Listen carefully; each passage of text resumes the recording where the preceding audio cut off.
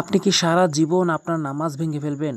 সূরা ফাতিহা গুরুত্বপূর্ণ একটি সূরা। এই সূরা প্রতিটি রাকাতে পড়তে হয়। আর আমরা এতগুলো ভুল রেখে যদি আমরা নামাজ আদায় করি তাহলে আমাদের নামাজ ভেঙে যাবে। আমি আল্লাহর কসম করে বলতে পারি যে এই সমস্ত ভুল বলার কারণে আপনার নামাজ ভেঙে যাবে, অর্থ চেঞ্জ হয়ে যাবে।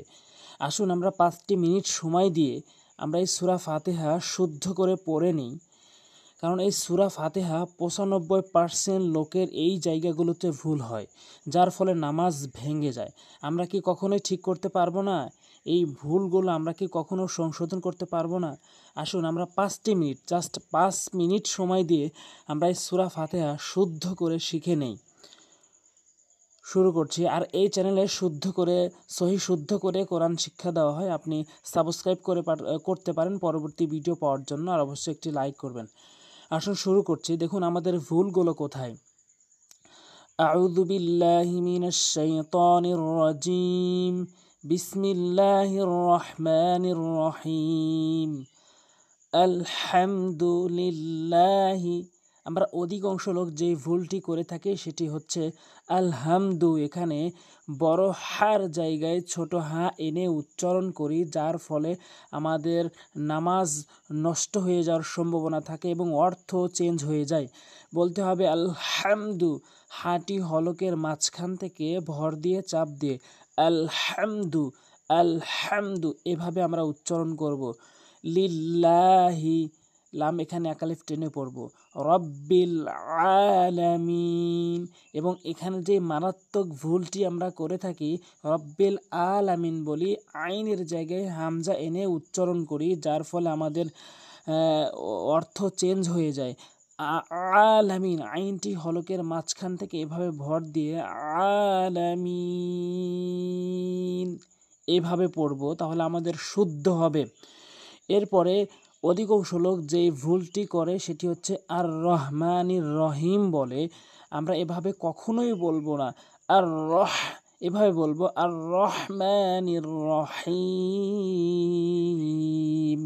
বড় হা, এখানে বড় হা রয়েছে। হা হলো হলকের মাঝখান থেকে। আর রহমানির রহিম এভাবে বলবো। অধিকাংশ লোক আর রহমানির রহিম বলে।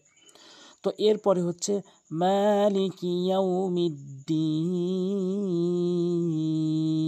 এখানে মিম অবশ্যই একালিফ টেনে পড়বেন। অনেকেই ভুল করে মালিকি ইয়াউমিদ্দিন বলে, মালিকি ইয়াউমিদ্দিন। শুদ্ধ করে মালিকি ইয়াউমিদ্দিন।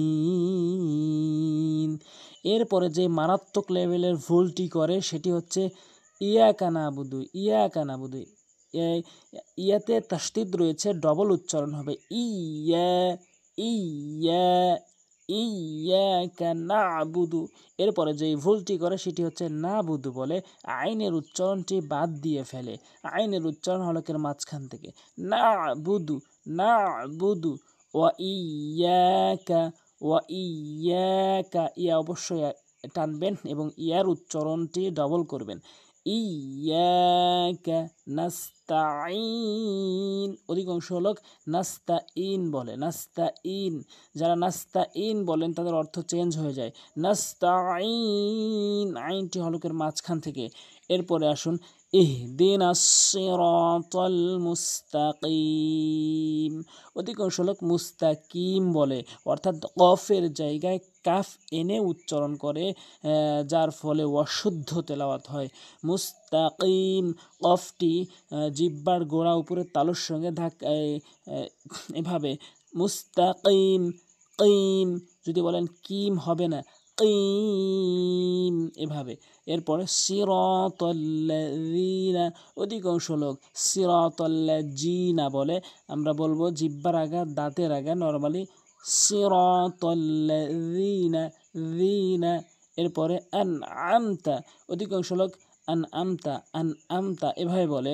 আইনটি উচ্চারণ করে না, আইনের জায়গায় হামজায় এনে উচ্চারণ করে। আইনের জায়গায় আইন উচ্চারণ করতে হবে হলকের মাঝখান থেকে। আনআমতা আলাইহিম, এখানে আলাইহিম বলে, আলাইহিম আইনের জায়গায় হামজা এনে বলে, এখানে আইন উচ্চারণ করতে হবে। আলাইহিম গায়রিল মাগদুবি আলাইহিম, অধিকাংশ লোক আলাইহিম, আলাইহিম বলা যাবে না, আলাইহিম ওয়ালাদ-দাল্লিন।